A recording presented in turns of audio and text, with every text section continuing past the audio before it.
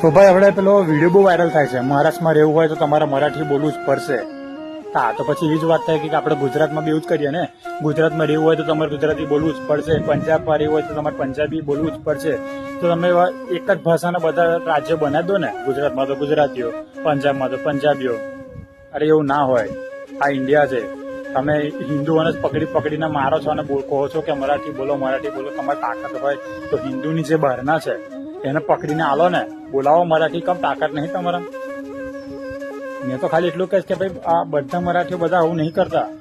આપણે તો ગુજરાતમાં અડધું મહારાષ્ટ્ર ભરાય એટલા મરાઠીઓ અમે જોડે રહીએ છીએ, ખાઈએ છીએ, પીએ છીએ, બધું જ. આ વસ્તુ પણ ખરેખર ખોટું જ છે. તો આ ખરેખર એક્શન લેવા જેવી જ છે. બાકી આ તો પછી બહુ વધતું જ જશે. આપણે ગુજરાતીઓને, એમપી વાળાને, બિહાર વાળાને કેટલાય વિડીયો આવે છે કે એને મારે છે, બધું કરે છે. ખરેખર આ તો ખોટું જ કહેવાય ને યાર.